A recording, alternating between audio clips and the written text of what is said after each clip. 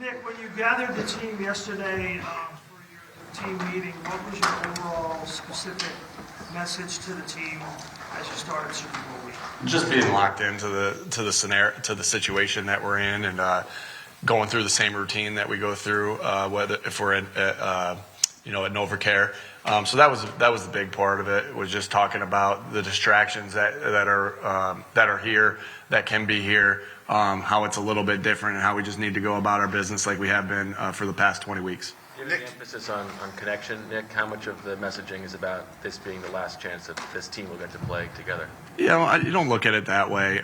You work hard to connect every day, regardless of the scenario. And we look at this as an opportunity to play for each other again, to get better this week and to play for each other. And we're just in the habit of connecting the whole time too. I mean, these guys are out here doing different things to connect with each other, going out to eat, playing ping pong in there, shooting hoops in there. So they're doing that because that's just what we've done for the past 20 weeks. Nick, we talk so much. First-year head coach, slow start.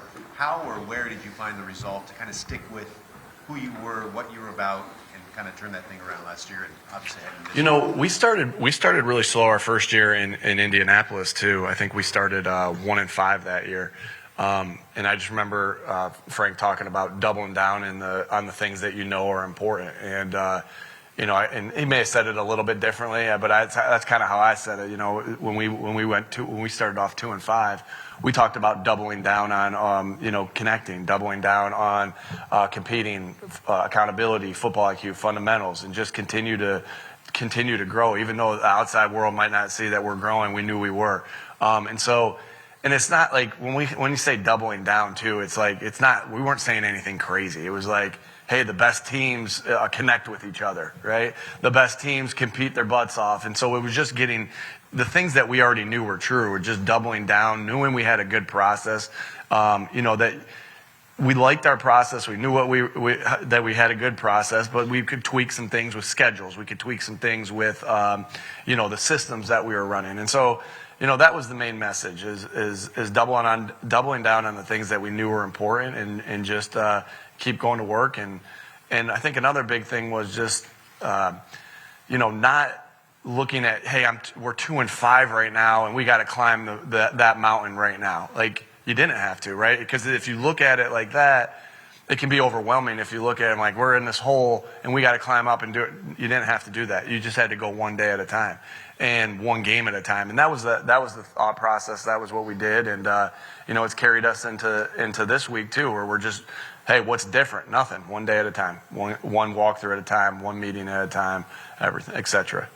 When we talked so much about Jalen and all he's achieved this year, but you ever just kind of get taken aback? He's 24, and to have this kind of calmness and leadership and comfortable in this moment and be 24, how special, how rare is that for you? Yeah, I think that's just who he is, regardless of his age. That's just who he is as a competitor, as a player. I guess it's rare in the fact, I see it every day. I witness it every day of him, just not being caught up in any moment. And, and that speaks to who he is, how he was raised, and that, he's steady. And so it's impressive to see, but that's what I'm accustomed to now with Jalen, and he's the same guy every day. Nick, how competitive have A.J. and DeVonta been with each other this year, and where does that show up most? I think they've been just helping each other this year get better. I don't want to say they're happy for each other when they make plays. There's that little bubble that we threw in the Giants game that AJ leads the way for a touchdown, and then they're celebrating with each other, and they know that they help each other, right? That if you try to take AJ away, DeVonta's going to have a big game, and vice versa.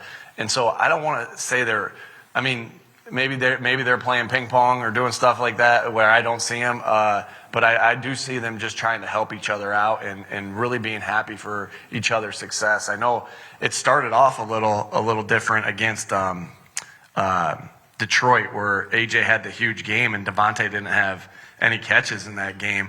But they just kept going back to work. We knew we'd need both of them to be in this moment right now, and they're truly sharpening each other. They're iron is sharpening iron. They're sharpening each other, helping each other get better, And because they are the players that they are, it's hard for defenses to try to key and take away one guy. Nick, what was your first?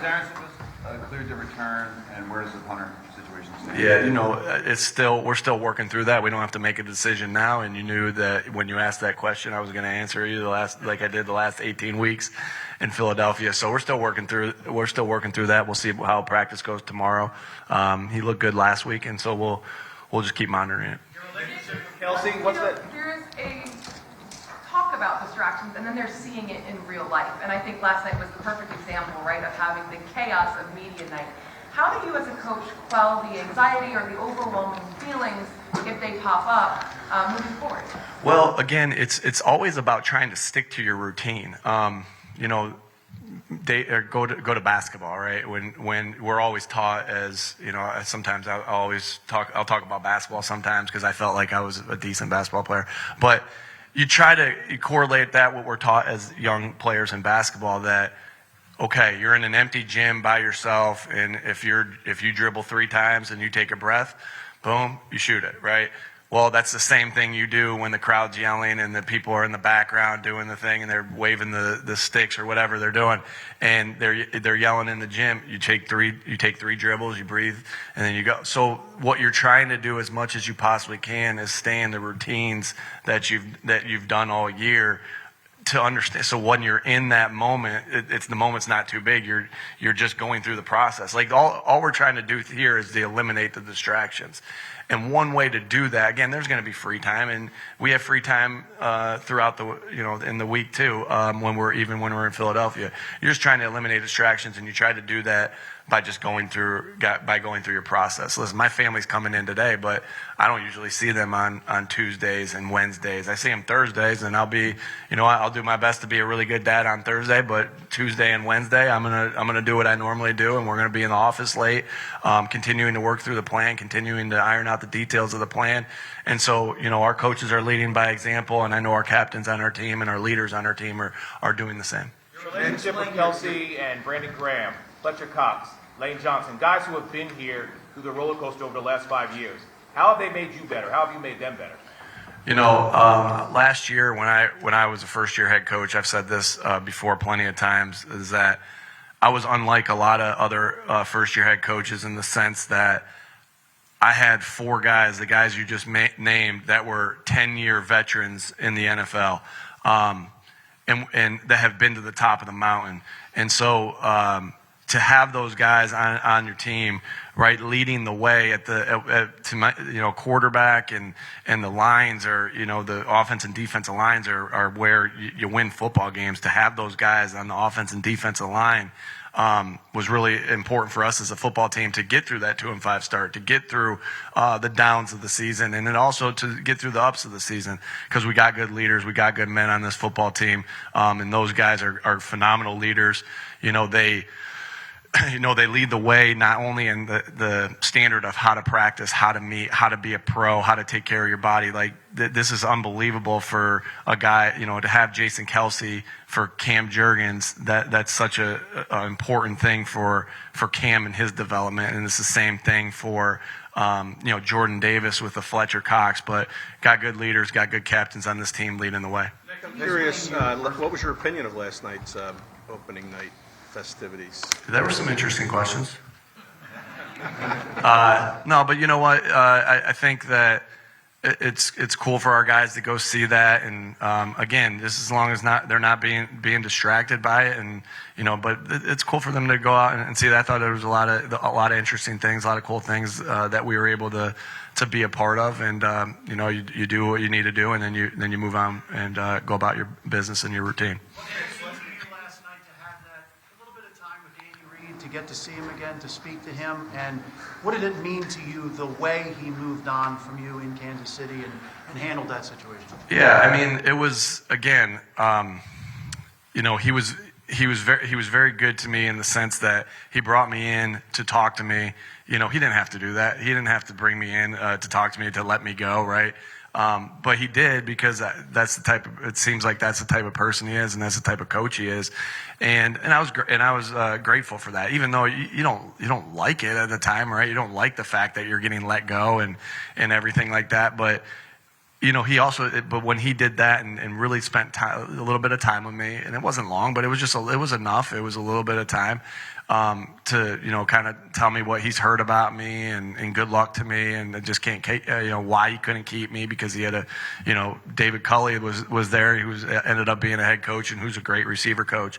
And, so it was just good. It was, when I was down in that moment, he gave me strength when I was down, tried to pick me up when I was down. And I think that says a lot about his character and who he is. And so I was appreciative of that. And then, unfortunately, I had to do that, when I became a head coach, right?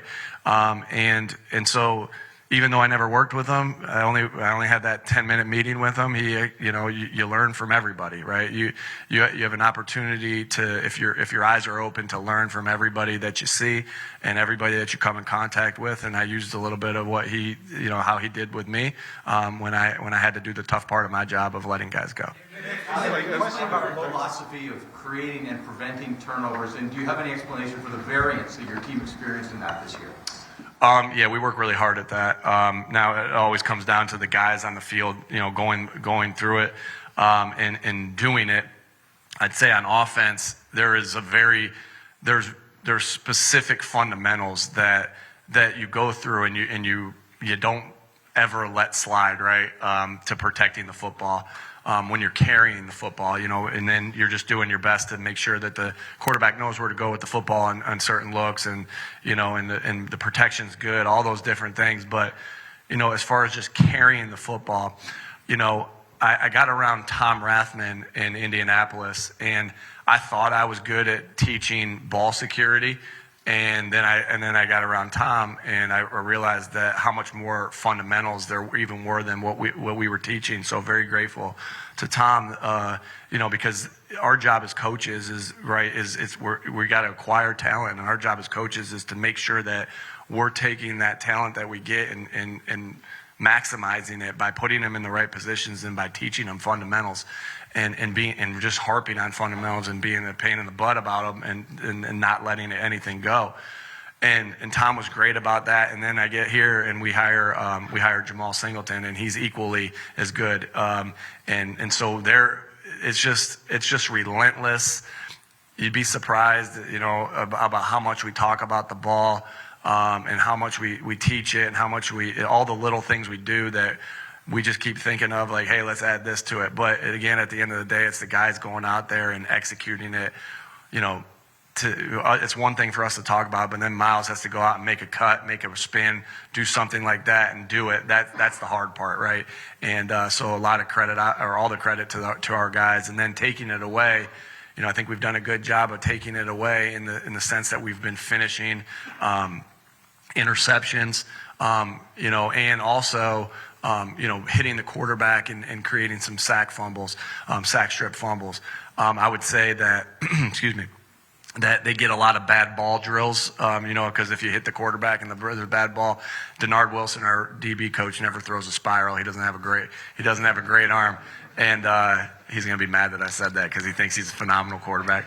And so they get some of those bad ball drills from him. DK McDonald, our other assistant DB coach, he thinks he's a really good quarterback. He's not. So anytime they're playing catch with those guys, they get those bad ball drills that they have to finish Slay and Bradbury and Avante. Nick, talking about a local kid here, how impressed is it what Devon Allen's been able to do to make that transition from track to football and to still be on your team all these months later? Yeah, he's a special athlete, as we all know. So he has this unbelievable speed, that really shined in the preseason game against Cleveland, and then he made a couple plays as a gunner.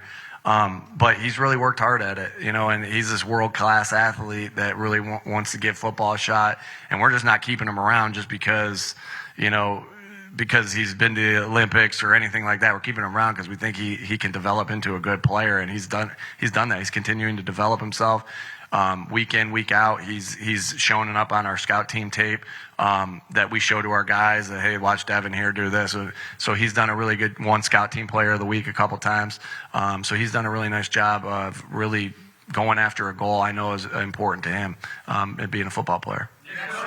Just talk about how much he wants this, saying he's starving for it. How do you find that he's kind of towed the line of not trying to do too much as a player for somebody who's so motivated, and how, what's your sense of, now that he enters the biggest game, where his mind's at? Just that. He's just trying to do his job. He knows it's important for, the O-line to do their job. He knows it's important for the backs and the receivers and the tight ends to do their job. And his job is to do, run the show out there, make good decisions with the football, make accurate throws, make plays with his legs when he needs to, and just not have to just be himself. He doesn't have to do it. I think he's seen that when he's himself and he's playing at a high level, he doesn't have to press or do anything more than just do that because he's got some good players around him. He got a lot of good players around him, both offensively and defensively. So I just think that's the growth and maturity of him as a player.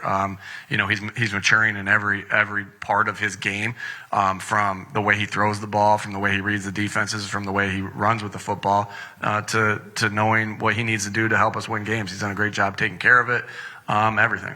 Last one, folks. What made you think it was going well? In my job interview in Florida, that they asked me, that they wanted to keep talking to me, I guess. I don't know. That the interview went for about 8 hours, and they asked me to come back the next day. I guess I thought that was a good sign. Yeah, I don't know. Sometimes I don't know what your first date with your wife. Did you think that was going well? How did you think it was going? It did not go well. I don't know. You just have a feeling that it's going well. Okay, I guess mine did with my wife. And you just have that feeling like, hey, this is good back and forth. We see things similar. I'm really able to articulate what I want to do with the team offensively, maybe what is important position-wise, what the culture, but those are things that you've been thinking about your whole life, right? And so, you just feel good about the back and forth. I think you feel I think it's just reading people too, like the head nod, like your head nodding with me right now, right? You're vibing with what I'm saying. But I think you feel that, and I don't know, it's just a feeling that you have. All right, thanks, Coach. I know you spent some time. Yeah, I got to get AC. All right. I know you spent time in Indianapolis. How much did that help you with your career and also your time here at Philadelphia? Yeah, I have three big mentors. A lot of people have helped me get to this position. But if I'm talking about mentors that I have, it's my dad, it's Larry Karras, and it's Frank Reich. Frank's done so much for me, and so being around him, there was so much. I try to help our coaches that are going to be head coaches here the way Frank tried to help me, and Frank was very deliberate about, hey, when you're running the team or this and that, think about this. Now, did I always agree with him, or no? But he was so deliberate to help me, and that's one of the reasons why I feel like I was ready to be in this position.